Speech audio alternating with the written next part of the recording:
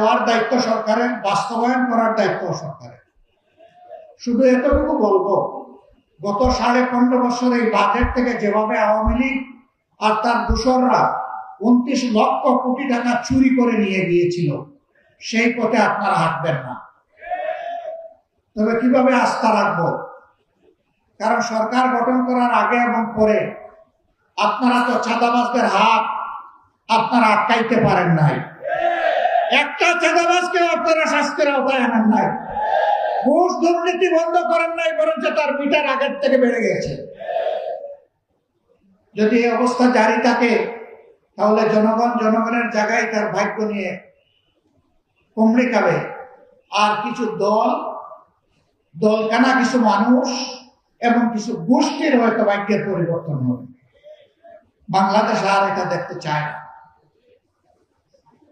একদিনে দুটো ভোট হয়েছে, একটি সংসদ সদস্য হিসাবে নির্বাচনের ভোট, আর একটি সংস্কার পরিষদের সদস্য হিসাবে গণভোট।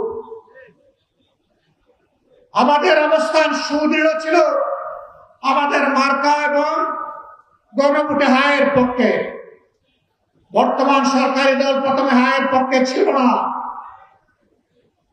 তারা চুপ ছিল, নীরবে নীরবে তারা নায়ের পক্ষে ক্যাম্পেইন করেছিল।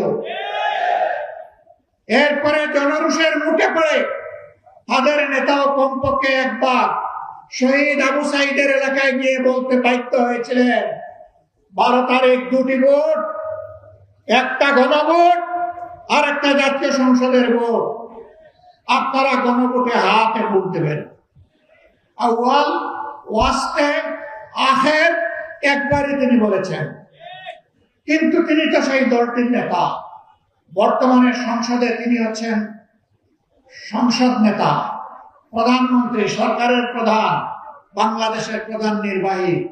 তিনি এই যে বললেন কথাটা, সেই গণভোটে যে 66.8% মানুষ ভোট দিল, 66.8%, তাদের ভোটের মূল্যটা তিনি কি দিলেন? তিনি শপথ নিয়ে এই গণভোটকে অস্বীকার করলেন।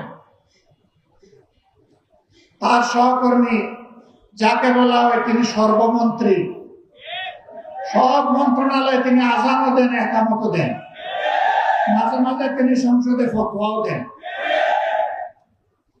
তিনি বলেছেন নির্বাচনটা যাতে হয়ে যায়, এই জন্য আমরা এগুলা বলেছিলাম।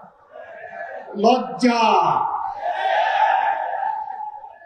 একটা সংগঠনের শীর্ষ জায়গা থেকে যদি জনগণকে এইভাবে ধোঁকা দেওয়া হয়, তাহলে রাজনীতি এবং রাজনীতিবিদদের প্রতি মানুষের আস্থা থাকবে কেন?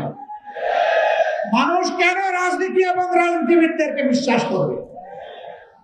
আমরা ওই রাজনীতি করি নাই, আমরা ওই রাজনীতি করব না। আমরা সংসদে নোটিশ দিয়ে 68 মিনিটে আলোচনা করেছিলাম, গণভোট যেন হারিয়ে না যায়, গণভোটকে যেন সম্মান দেখানো হয়। আমরা বলেছিলাম যারা জনগণের রায়কে সম্মান করে না, তারা কখনো গণতন্ত্রপন্থী হতে পারে না। গণতন্ত্রের দাবি হচ্ছে বেশিরভাগের রায়কে সম্মান করা। যেহেতু বেশিরভাগ জনগণ, প্রায় 70% জনগণ হায়ের পক্ষে ভোট দিয়েছে, অতএব সরকারকে এই রেফারেন্ডামের যে সংস্কার প্রস্তাব সবগুলা বাস্তবায়ন করতে হবে। সংসদে দাঁড়িয়ে বিরোধী দলকে তুচ্ছ তাচ্ছিল্য করার এই সংস্কৃতি চালু করেছিল আওয়ামী লীগ।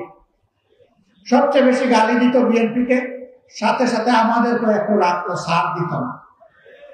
এখন বিএনপিও ওই পুরানো আওয়ামী লীগ যা বলতো, সেই পুরানো আমলের কথাগুলো এখন তারাও জপা শুরু করেছে। যে কথাগুলা জপতে জপতে আওয়ামী লীগ গিয়ে পড়ছে দিল্লিতে, আপনারা সেই কথাগুলা জপতে জপতে কোথায় গিয়ে পড়বে?